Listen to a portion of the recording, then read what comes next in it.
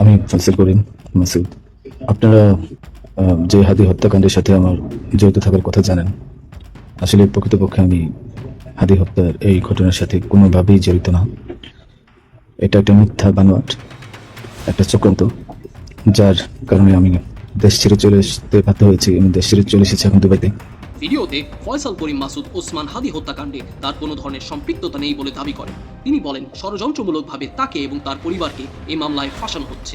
সবথেকে বেশি শোকের মধ্যে দল হিসেবে বিএনপির শোকের দিন তারা 7 দিনের শোক ঘোষণা করেছে। একটা শোকাবহ পরিবেশ যখন চলছে তখন তার মধ্যে বিএনপি আজকে একটা বড় সাংগঠনিক সিদ্ধান্ত নিয়ে ফেলেছে। হাজার বছরের শ্রেষ্ঠ টুকাই আসিফ মাহমুদ সজীব ভুইয়া গত 15 মাসে উপদেষ্টা পরিষদে দুর্নীতি করে প্রায় 7.5 কোটি টাকার মালিক। দেশের বিভিন্ন প্রান্ত থেকে লুটপাট করে টাকা হুন্ডির মাধ্যমে বিদেশে পাচার করেছে। কাতারে এই প্রপার্টি আছে, দুবাইয়ে ফ্ল্যাট আছে, কাতারে বাংলো আছে। ভাবতে পারেন আপনারা, সুইজারল্যান্ডেও তার সবকিছু ঠিকঠাক করা আছে। বাংলাদেশের জন্য অত্যন্ত ভয়ঙ্কর একটা নিউজ রয়েছে এবং সেই সাথে খুবই গুরুত্বপূর্ণ। সেটা হলো বাংলাদেশে এই প্রথমবারের মতো তালেবানদের একজন শীর্ষ নেতা পররাষ্ট্র মন্ত্রণালয়ে বাংলাদেশে সফরে রয়েছে, তাও আবার গোপনে। দর্শক, নতুন একটা নিউজ আপনাকে স্বাগতম। প্রিয় দর্শক, বাংলাদেশের যে রাজনৈতিক প্রেক্ষাপট এবং যে পরিস্থিতির সৃষ্টি হয়েছে তারই আলোকে আপনাদের সামনে কয়েকটা গুরুত্বপূর্ণ খবর নিয়ে হাজির হয়েছি, যার কিছুটা অংশবিশেষ ইতিমধ্যেই ভিডিওর শুরুতেই দেখেছেন। তো দর্শক, আর দেরি না করে চলুন দেখে আসবো আজকে সেই কাঙ্ক্ষিত ভিডিওগুলো। তবে তার আগে বলবো, যারা এখনো চ্যানেলটি সাবস্ক্রাইব করেননি অবশ্যই চ্যানেলটি সাবস্ক্রাইব করে পাশে থাকা বেল আইকনটি ক্লিক করে দিন। আর যারা ইতিমধ্যেই চ্যানেলটি সাবস্ক্রাইব করে রেখেছেন তাদেরকে অসংখ্য ধন্যবাদ। তো চলুন দর্শক, ভিডিওটিতে একটি লাইক দিয়ে আমরা ধারাবাহিকভাবে সবগুলো ভিডিওর আলোচনা দেখে আসি। হ্যালো এভরিওয়ান, আমি ফজল করিম মাসুদ। আপনারা যে হাদি হত্যাকাণ্ডের সাথে আমার জড়িত থাকার কথা জানেন, আসলে প্রকৃতপক্ষে আমি হাদি হত্যার এই ঘটনার সাথে কোনোভাবেই জড়িত না। এটা একটা মিথ্যা বানোয়াট, একটা চক্রান্ত, যার কারণে আমি দেশ ছেড়ে চলে আসতে বাধ্য হয়েছি। আমি দেশ ছেড়ে চলে এসেছি এখন দুবাইতে আছি। আমার দুবাইয়ের 5 বছরের মাল্টিপল ভিসা ছিল, যেভাবে হোক অনেক কষ্ট করে দুবাই চলে এসেছি। আর আপনারা এই হাদি হত্যাকাণ্ডের জন্য মিথ্যাভাবে আমার ফ্যামিলির সবাইকে জড়াইছেন। তাদের কোনো দোষ নেই, তাদেরকে আপনারা সবাই মিথ্যা হয়রানি করছেন, যেভাবে পারছেন সেভাবে অত্যাচার করছেন। আসলে এটা বলে বোঝানোর মতো না। আপনারা অনেক অত্যাচার করছেন, মিথ্যাভাবে তাদেরকে ফাঁসিয়েছেন, আমাকে ফাঁসিয়েছেন। হ্যাঁ, হাদির সাথে আমার সম্পর্ক ছিল। আমি গিয়েছিলাম তার অফিসে যাওয়ার পিছনে কারণটা হচ্ছে, আমি যেহেতু ব্যবসা করি, আমার একটা আইটি ফার্ম আছে। তো দীর্ঘ 10 বছর তো আমি বিজনেস করছি। এই আইটি ফার্মে অনেক কাজই হয়, সব সরকারি কাজ হয়। তো এখানে একটা কাজ ছিল অর্থ মন্ত্রণালয়, একটা কাজ ছিল আপনার খাদ্য মন্ত্রণালয়। তো এই দুইটা কাজ নিয়ে আমি কথা বলতে গিয়েছিলাম। সে আমাকে পাইয়ে দিবে আশ্বস্ত করেছিল। আমি তাকে 5 লাখ টাকাও দিয়েছি, অগ্রিম চেয়েছিল। এবং তার এই যে আপনার যে প্রোগ্রামগুলো, এগুলোর ডোনার হিসেবে আমাকে থাকতে বলেছিল, আমি থেকেছি। এবং তার প্রোগ্রামগুলোর জন্য যত টাকা লাগতো আমি দিয়েছি। এবং লাস্ট যেদিন শুক্রবার, ওই দিনে তাকে আমি 10,000 টাকা দিয়েছি তার ওই প্রোগ্রামের জন্য। এখন কথা হচ্ছে, আমাকে মিথ্যাভাবে ফাঁসানো হয়েছে।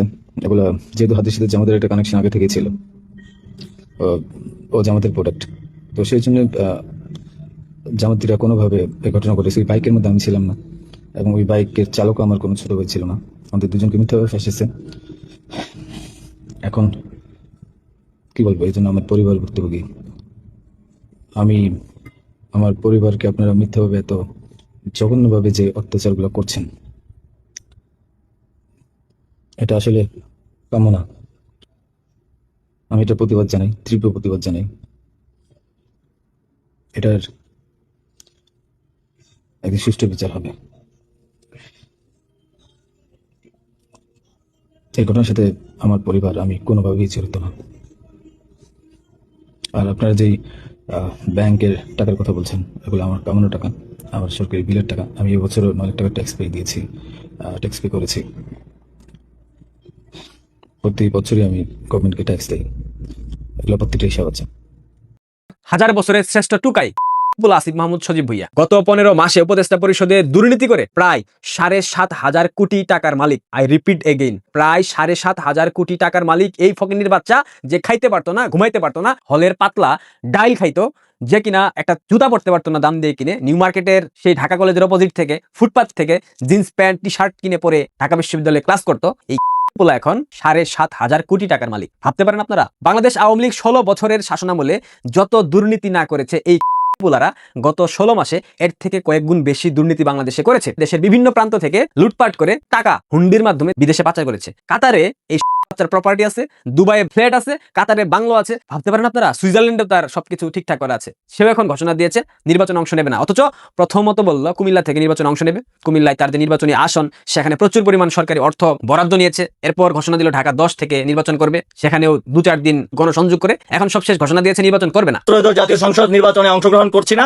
আমি জাতীয় নাগরিক পার্টি এনসিপিতে আজকে যোগদান করছি। সে বলেছিল না সে কোনো রাজনৈতিক সংগঠনের সাথে সম্পৃক্ত হবে না, না বিএনপি না এনসিপি, সে সম্পূর্ণ নিরপেক্ষ থাকতে চায়। পুলাদের মুড সুইং এত দ্রুত হয় নারীদের থেকেও বেশি। সকালে গণ অধিকার পরিষদের নির্বাচন করবে, গণ অধিকার পরিষদের হয়ে, সেটার জন্য মনোনয়নপত্র নিয়েছিল কিন্তু জমা দেয় নাই। সন্ধ্যাবেলা গিয়ে যোগদান করেছে এনসিপিতে, এনসিপির মুখপাত্র এখন আসিফ মাহমুদ ছেলে। অথচ কথা ছিল গতকাল পর্যন্ত ঢাকা 10 আসন থেকে নির্বাচন করবে স্বতন্ত্র হয়ে। সকাল সন্ধ্যা মুড সুইং করাইতেছে। এই প্রতারকদেরকে আপনারা দেশের নেতৃত্বে দেখতে চান? যারা এখনো এনসিপির উপর ভরসা রাখেন, যারা এখনো ভাবেন এনসিপি আপনাদেরকে নতুন দ্বার উন্মোচিত করে দেবে, আপনারা এখন সেই বিশ্বাস নিয়ে আছেন? এরা যে এক একটা রাজাকারের নাতিপুতি, রাজাকারের বাচ্চা, এটা তো মাননীয় প্রধানমন্ত্রী আরো 17-18 মাস আগে বলে দিয়েছিলেন। কেউ তো বিশ্বাস করে না। এখন জামাতে যে যুগ দিয়ে তারা কি বুঝাইলো, বন্যেরা বনে সুন্দর, শিশুরা মাতৃকুলে। এনসিপি জামাতের কুলে সব থেকে বেশি সুন্দর, কারণ তাদের সৃষ্টি জামাতের ভ্রূণ থেকে, জামাতের ডিম্বাণু থেকে, জামাতের শুক্রাণু থেকে। এই বলারা তো জামাতের কাছে ফিরে যাবে, এটা খুব স্বাভাবিক না? আসিফ মাহমুদ টুকাইয়ের এনসিপিতে যোগদান উপলক্ষে নাহিদ ইসলাম একটা স্টেটমেন্ট দিয়েছে, আসেন আমরা ভিডিওটা একবার দেখি। জনাব আসিফ মাহমুদ সজীব ভুইয়া তিনি এবারে নির্বাচনে অংশগ্রহণ করবেন না, বরং আসিফ মাহমুদ সজীব ভুইয়াকে জাতীয় নাগরিক পার্টি এনসিপির মুখপাত্রের দায়িত্ব দিচ্ছি। পার্টির পক্ষ থেকে তাকে মুখপাত্রের দায়িত্ব প্রদান করা হয়েছে, দায়িত্ব দিয়ে দিচ্ছে। এরপর আসিফ মাহমুদ সজীব ভুইয়া গণভোট নিয়ে আবার একটা স্টেটমেন্ট দিচ্ছে, আসেন সেটাও দেখি। আপনারা যদি গণভোটে হ্যাঁ ভোট দিয়ে নির্বাচিত করেন, এই সংস্কারের মাধ্যমে বাংলাদেশ আমি মনে করি যে 100 বছর এগিয়ে যাবে। গণভোট এবং সংস্কার বলা তোর ওইটা দিয়ে ভরে দেওয়া। এদের মতো প্রতারক, এদের মতো বদমাইশ, এদের মতো বেহায়াদেরকে এখনো যারা সমর্থন দিচ্ছেন, এদেরকে যারা লাইক কমেন্ট শেয়ার করেন, সেই গান্ডু শ্রেণী ব্যতীত আপনাদের জন্য মায়া লাগে। আপনাদের এখনো বিবেক জাগ্রত হয় না যে বাচ্চারা আপনাদের দেশটাকে ধ্বংস করে দিচ্ছে। এরা পরিকল্পিতভাবে দেশটাকে ব্যর্থ রাষ্ট্রে পরিণত করার চেষ্টা করছে। সংস্কারের মূলা ঝুলিয়ে গত 15 মাসে যে পরিমাণ অর্থ লুটপাট করেছে, এগুলোর প্রত্যেকটা হিসাব কিন্তু একটা সময় বের হয়ে আসবে। সবাই কিন্তু দেখবো আমরা তখন কি আপনারা সেই মুখ দেখাইতে পারবেন? যারা এখনো তাদের সমর্থন দিচ্ছেন, যারা এখনো তাদেরকে স্নেহ দিচ্ছেন, ভালোবাসা দিচ্ছেন, আদর দিচ্ছেন, সোহাগ দিচ্ছেন, আপনাদের লজ্জা থাকা উচিত। আমি আপনাদেরকে বলেছিলাম না, জামায়াত যখন বুঝে যাবে প্রশাসনিকভাবে তারা তেমন একটা সমর্থন পাবে না, যখন বুঝে যাবে আন্তর্জাতিক সম্প্রদায় তাদেরকে সমর্থন করছে না, যখন বুঝে যাবে বিএনপির কাছে অনেকটা কোণঠাসা হয়ে গেছে, তখন জামাত আরো একটা লাশের রাজনীতি করবে। যেমনটা হাদির লাশ দিয়ে তারা অস্থিতিশীল পরিবেশ সৃষ্টি করে নির্বাচনকে বানচাল করার প্রচেষ্টা চালিয়েছিল। হাদি ইস্যু তো ব্যর্থ হয়েছে, জামাতের বিশাল একটা গার্বেজ ইস্যুতে পরিণত হয়েছে হাদি ইস্যু। হাদিকে এখন সবাই জঙ্গি হিসেবে ট্যাগ দিয়েছে, কারণ সে সাম্প্রদায়িক উগ্রবাদী জঙ্গি ছিল, যে টাকার বিনিময়ে মব করতো, যে টাকার বিনিময়ে আওয়ামী লীগের নেতাকর্মীদেরকে মব করতো, তাদের ঘরবাড়িতে হামলা করতো, Gulistan party office, Dhanmondi party অফিসে ভাঙচুর করতো।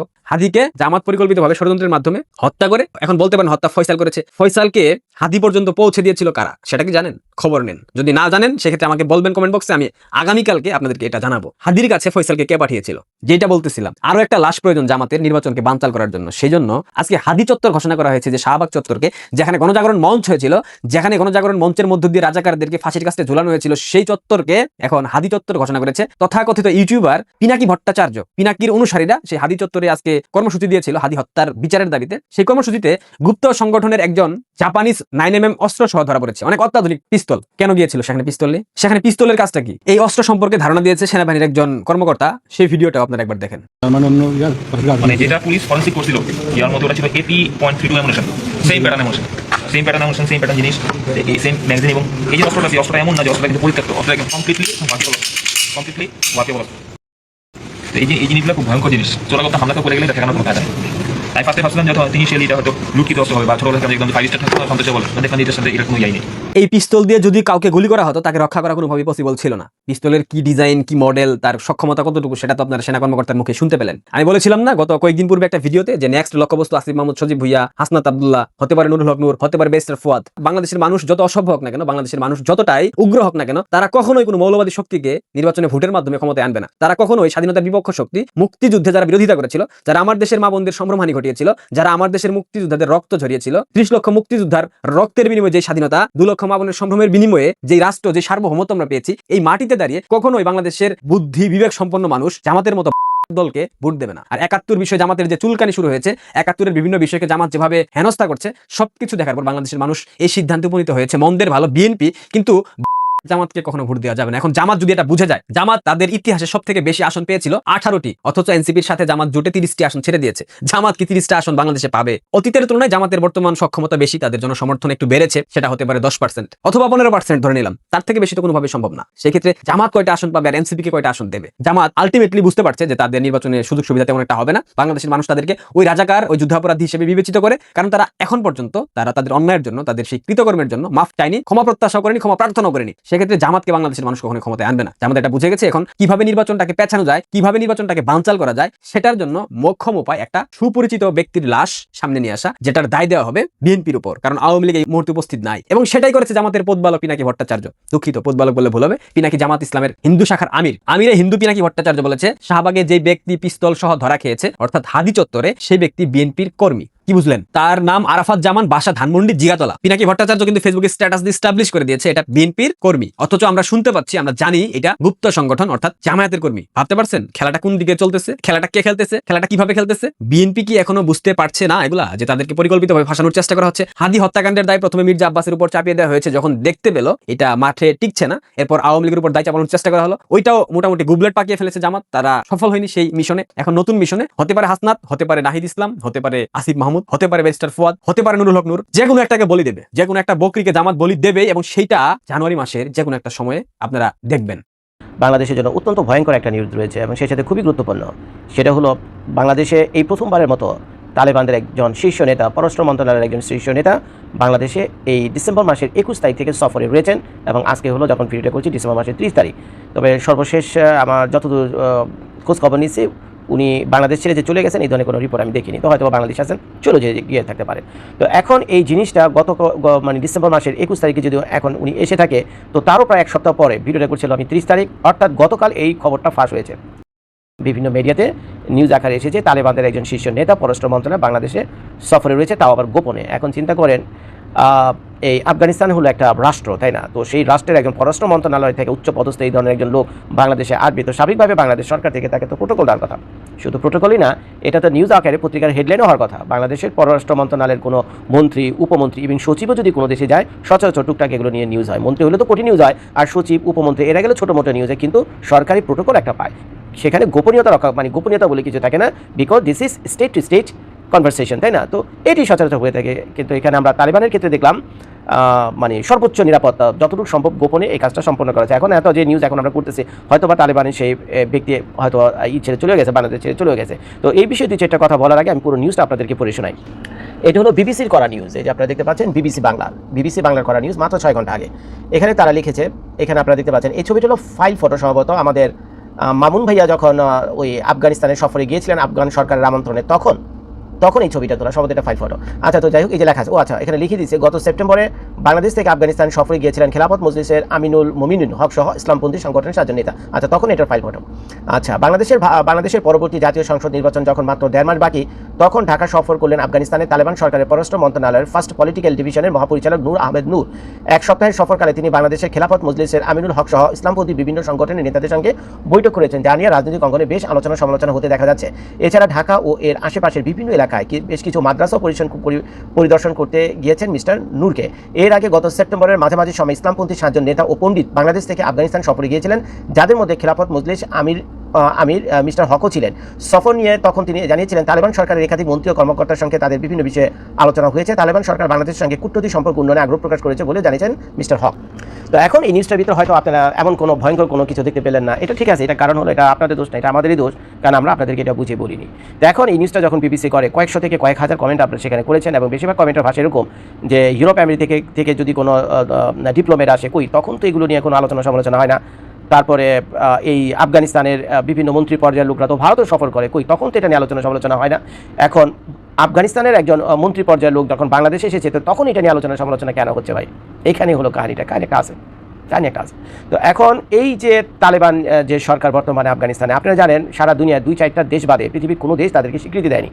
এখন আপনি যেহেতু এই একটা গ্লোবাল ভিলেজে বাস করেন, পৃথিবীর প্রতিটা রাষ্ট্রের সাথে কম বেশি আপনাদেরকে ভালো সম্পর্ক রাখতে হবে, এবং বিভিন্ন বিধি নিষেধ আপনাকে মেনে চলতে হবে। যেমন একটা গ্রামে থাকলে গ্রামের যে মোড়ল থাকে, গ্রামের যে গণ্যমান্য ব্যক্তি থাকে বিভিন্ন বিধিনিষেধ তৈরি করে না, যে মেয়েরা যখন পুকুর ঘাটে পানি আনতে যাবে তাদের ঘোমটা পরে যেতে হবে, তারপরে মেয়েরা যখন বাজারে যাবে তখন শালীন পোশাক পরে যাবে এবং হিজাব পরে যাবে, তারপরে মেয়েরা যখন স্কুলে যাবে তাদের মাথায় যে 2টা বেনি থাকে সেটা হিজাব দিয়ে ঢাকা থাকবে। তো এগুলো হলো সামাজিক বিভিন্ন বিধিনিষেধ। এগুলো থেকে আপনার অমান্য করা মানে কি?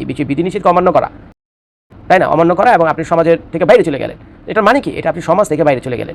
তো এখন ভালো মন্দ বিচার এলো এটা পরে, এখন সমাজ তো এটা ডিসিশন নিচ্ছে, তাই না? আপনি তো সমাজের বাইরে না, আপনি সমাজের একটা অত্যন্ত ক্ষুদ্র অংশ। সমাজে যারা বড় বড় লোকের বড় বড় লেভেলে যারা রয়েছে, ওই লেভেলে যারা রয়েছে তারাই তো ডিসিশনগুলো দিচ্ছে। যেমন গ্রামে বাস করতে হলে যেমন এই বিধিনিষেধগুলো আপনাকে মেনে গ্রামে বাস করতে হবে, নাহলে কি হবে? গ্রাম ছাড়া হতে হবে আপনাকে। ঠিক তেমনই যে বিধিনিষেধ আফগানিস্তানের উপর রয়েছে পশ্চিমাদের অন্যান্য দেশে, সেটাও আপনাদেরকে মেনে চলতে হবে। এখন এই পশ্চিমারা সারা দুনিয়া, শুধুমাত্র পশ্চিমা তো না, সারা দুনিয়া, ইভেন আফগানিস্তানের আশেপাশের রাষ্ট্র কিন্তু আফগানিস্তানকে স্বীকৃতি দেয়নি, নানান কারণে স্বীকৃতি দেয়নি। এটা নিয়ে বিরাট ইতিহাস আছে, সেগুলো জানতে চাইলে আমি সারা রাত ওয়াজ করতে পারবো আজকে, বুঝছেন? তো সেগুলো তো আমি গেলাম না। তো এখন যেহেতু সব রাষ্ট্র মিলে, ইভেন সেখানে অনেক মুসলিম রাষ্ট্র আছে, বড় বড় মুসলিম রাষ্ট্র আছে, মালয়েশিয়া আছে, সৌদি আরবের মতো রাষ্ট্র আছে, তো তারাই যেহেতু মিলেমিশে ডিসিশন নিয়েছে এই যে এই তালেবান সরকারকে তারা স্বীকৃতি দেবে না, এখনো পর্যন্ত দেয়নি এই ভিডিওটা যখন আমি করছি, তো তখন স্বাভাবিকভাবে তালেবানের একজন পররাষ্ট্র মন্ত্রণালয়ের এরকম একজন লোক, ইভেন আরেকটা মজার ব্যাপার আমি আপনাদেরকে বলি, আমার ভুল হলে ক্ষমা করবে, বাংলাদেশও কিন্তু আনুষ্ঠানিকভাবে এই তালেবান সরকারকে স্বীকৃতি দেয়নি, জানেন তো? বাংলাদেশ সরকারও আনুষ্ঠানিকভাবে এই মুহূর্তে যখন আমি ভিডিও, তারাও কিন্তু তালেবান সরকারকে স্বীকৃতি দেয়নি। বিরাট কাহিনী আছে এর পিছনে। তো এখন সেই দেশের পররাষ্ট্র মন্ত্রণালয়ের একজন লোক বাংলাদেশে আসা, এটা আসলে পররাষ্ট্র মন্ত্রণালয়ের পর্যায়ের লোক, বুঝছেন? কিন্তু সাধারণ কোনো মানুষজন তো ট্যুরিজমের ব্যাপারে আমার কোনো ই ছিল না, কিন্তু এটাতে স্টেট টু স্টেট টক করছে, তাই না? মামুনুল হক সাহেব তো বাংলাদেশে একটা বিশেষ পজিশনে আছেন, ইসলামী খেলাফতের সেই বিশেষ দলের লক্ষ লক্ষ অনুসারী তার, তাই না? তো তার এখানে আসছে আরেকটা স্টেটের ডিপার্টমেন্ট প্রধান আসছে, তো স্বাভাবিকভাবে এটা তো একটা অত্যন্ত গুরুত্বপূর্ণ বিষয়, তাই না? এটা তো তার যেমন প্রোটোকল পাওয়ার কথা, তেমন একটা রাষ্ট্রীয় ব্যাপার স্যাপার এখানে আছে, কিন্তু গোপনে এভাবে এসে যাওয়া এটা নিঃসন্দেহে আমাদের জন্য ভালো কিছু না, নিঃসন্দেহে ভালো কিছু না। এখন যেহেতু এই রাষ্ট্রটা বিভিন্ন কারণে স্যাংশনের ভিতরে রয়েছে, তো কাজে তাদের রাষ্ট্রের নেতাদের বিভিন্ন দেশে যাওয়ার উপরও নিষেধাজ্ঞা রয়েছে, তারা কিন্তু সব জায়গায় যেতে পারে না। তো এখন অনেকে আপনারা প্রশ্ন করেছেন যে জলবা যেতে পারে, তাহলে তার কি আসে? যে আফগানিস্তানের লোকজন তো ভারতেও যায়, ভারতের সাথে আফগানিস্তানের অর্থনীতি রাজনীতি কত সুন্দর সম্পর্ক। কারণ আছে ভাই, যেহেতু পশ্চিমার এই বিধিনিষেধ দিয়ে রাখছে আফগানিস্তানের উপর, তো কাজেই বিধিনিষেধ মেনে চলে বিশেষ করে বাংলাদেশের জন্য ভালো, কিন্তু ভারতের জন্য এটা অতটা প্রযোজ্য কি কারণ সেটা আমি বলে দিই। কারণ হলো ভারত ও ভাই অন্য দেশে দান খয়রাতের উপর নির্ভর করে চলে না, মনে কষ্ট পেন না, যেটা সত্য সেটা আমি বললাম। ভারতও সচরাচর অন্য দেশে দান খয়রাতের উপর একটা চলে না। ভারতের সাথে তো পাঙ্গা নিয়ে ডোনাল্ড ট্রাম্পও কাইল হয়ে গেছে, বুঝছেন তো? ভারতের সাথে কিছুদিন আগে পাঙ্গা নিয়ে ডোনাল্ড ট্রাম্প পর্যন্ত কাইল হয়ে গেছে, এটা তো ভারত। এখন আপনারা যারা ভারতকে হেট করেন, তো তাদের তা বুঝায় কোনো লাভ নেই, হেট করেন আপনার ব্যক্তিগত ব্যাপার, কিন্তু সত্য তো মিথ্যা হয়ে যাবে না, মিথ্যাও সত্য হয়ে যাবে না। তো ভারত তো থোড়াই কেয়ার করে। তো ভারতে যদি আফগানিস্তানের পররাষ্ট্র মন্ত্রণালয়ের কেন আফগানিস্তানের যে প্রধান আছে, বুঝছেন, তালেবান প্রধান যে আছে, সেও যদি ভারত এসে সফর করে, তাতেও ভারতের কিছু যায় আসে না। কিন্তু বাংলাদেশে আসলে সমস্যা আছে, কারণ বাংলাদেশ তো পশ্চিমাদের দান খয়রাতের উপর নির্ভর করে চলে। বাংলাদেশের বাজেটও হয় না যতক্ষণ পর্যন্ত না পশ্চিমারা বিভিন্ন অনুদান না দেয়। এটা তো সত্য কথা, এটা তো মানতে হয় না। আপনি না বললে তো হবে না, না বলে আপনি বলছেন মনে মনে খুশি, আপনি কার কিছু যাচ্ছেন, আপনি তো ডিপ্লোমেসির ডিও বুঝেন না, বুঝছেন? আর ওয়ার্ল্ড পলিটিক্সও বলবেন, গোড়া ডিম বুঝেন, আপনার কিছু বুঝেন না, আপনাদের বুঝাতে কোনো লাভ নাই। তো কাজেই এখন ওই একটা রেস্ট্রিকশন পাওয়া একটা রাষ্ট্র, স্যাংশন খাওয়া একটা রাষ্ট্র, ওই দেশের লোক যখন আপনার দেশে আসবে, তখন পশ্চিমারা এটাকে ভালোভাবে দেখবে না। তো ভালোভাবে না দেখার কারণে কি হবে? তো আপনি যে সাহায্য সহযোগিতা পশ্চিমাদের কাছ থেকে পেতেন, তো সেটার পথ তো আপনি বন্ধ করছেন। আর আফগানিস্তানের সাথে বাংলাদেশের ভালো সম্পর্ক রাখা বা ডিপ্লোমেসি স্টেবিলিটি কইরা পশ্চিমাদের বৃদ্ধাঙ্গুলি দেখায়, পশ্চিমাদের ঠ্যাঙ্গা দেখায় আফগানিস্তানের সাথে বন্ধুত্ব করতে যাওয়া জোর করে, বা তাদের দেশে ডিপ্লোমেট রাখা, বা বাংলাদেশে তাদের এমবিসি খুলতে দেওয়া, তো এগুলো যদি করি, আফগানিস্তানকে আমরা সত্যিকার অর্থে কী পাবো বলেন তো? বুকে হাত দিয়ে বলেন তো, আফগানিস্তানকে কী পাবো? আফগানিস্তান কোনো মতে বেঁচে আছে দুনিয়ার মানচিত্রে, কোনো মতে বেঁচে আছে। দুঃখ দারিদ্র অভাব অনটন তো তাদের নিত্যদিনের ব্যাপার। তো আমরা তো ভাই আফগানিস্তানের মতো ওইরকম হইতে চাই না, বুঝছেন? ওরকম হইতে চাই না, আমরা তো ভাই না খেয়ে মরতে চাই না, আমরা কেউ চাই না এটা না খেয়ে মরতে লেগে, বুঝছেন? তো আফগানিস্তানে নিজে দেওয়ার মতো আর কিছু নাই, বিশেষ করে বাংলাদেশে। তো কাজে আমরা আফগানিস্তানের দিকে বন্ধুত্বের হাত বাড়ায় যদি পশ্চিমাদের সাথে শত্রুতা তৈরি করি, ভাই দুদিন পর তো আমাদের অবস্থা আফগানিস্তানের মতো হইব, তখন কি করবেন ভাই বলেন? ভাই আপনি একজন মুসলমান ভাই, আমি একজন মুসলমান ভাই, আমি একজন মুসলমান হিসেবে আমি মনে করি যে আমার যে আছে, কমিউনিটি আছে, আমার যে মুসলমান যে কমিউনিটি আছে, আমি মনে করি যে তাদের ভালো মতো থাকা, 2 বেলা খাওয়া, মাথা উঁচু করে এই দুনিয়ার সারা দুনিয়ার মানচিত্রে মাথা উঁচু করে বেঁচে থাকা, বুঝছেন? তো এটা আমি মনে করি আমাদের জন্য জায়েজ, এটি আমাদের করতে হয়। না খেয়ে মরতে তো আমরা আসিনি, বুঝছেন? এই দুনিয়াতে তো না খেয়ে মরতে আর বোম খেতে তো আমরা আসিনি, বা আমরা বোম খেতে পারবো না, না খেয়ে মরতে পারবো না, ঠিক আছে? তো যার কৃতকর্মের ফল সে ভোগ করতেছে, বুঝছেন? আফগানিস্তান ভালো মতো কিছু করে থাকলে এটা তাদের বিষয়, আমরা ভালো মতো কিছু করে থাকলে আমার বিষয়। সবচেয়ে বড় কথা, যে যার ভালোটা সেই বুঝে। তো আমরা ভাই ভালো মতো থাকতে চাই, খায় বেড়া 2টা ডাল ভাত খেয়ে বাঁচতে চাই, আমরা ভাই ওই বোম খাওয়ার উপরে নাই ভাই। আমরা বাংলাদেশ এরকম না, বাংলাদেশের মানুষ এরকম না। তো কাজেই আপনারা ডাইকা ভাই বিপদ নিয়ে আসেন না, বিপদ নিয়ে আসেন না। আফগানিস্তানের সাথে বন্ধুত্ব করা বা এগুলো যে আপনারা করতেছেন, আফগানিস্তানের ডিপ্লোমেটরা বাংলাদেশে আসবেন, বাংলাদেশের থেকে হয়তো আপনারা আফগানিস্তানে যাবেন, বিশেষ করে যদি ডিপ্লোমেট পর্যায়ে এখন কেউ জানি, যদি ইন ফিউচারে যায়, নিঃসন্দেহে পশ্চিমাদের সাথে বাংলাদেশ সম্পর্ক খারাপ হবে। আর যদি এই দান খয়রাত বন্ধ করে দেয়, তো ভাই আপনাদের বিকল্প কী করবেন, এটা ভিডিওটা নিচে কমেন্ট করে জানেন, তাহলে ভাই আমি খুশি হব। আপনাদের সাথে আমি একটু জেনে নিলাম যে আমাদের কোনো বিকল্প আছে কিনা পশ্চিমাদের খয়রাত বন্ধ হইলে আর কি। দর্শক, আমি আশা করছি সবগুলো ভিডিওই আপনি মনোযোগ সহকারে দেখেছেন। সেই সাথে দর্শক, এই ভিডিওগুলো সম্পর্কিত যদি কোনো তথ্য বা মতামত থাকে, তাহলে তো অবশ্যই কমেন্ট করে জানিয়ে দিন। এতক্ষণ সাথে থাকার জন্য ধন্যবাদ। নিউজটি শেষ করছে এখানেই, ফিরছে আগামী ভিডিওতে নতুন কোনো টপিক নিয়ে। আল্লাহ হাফেজ।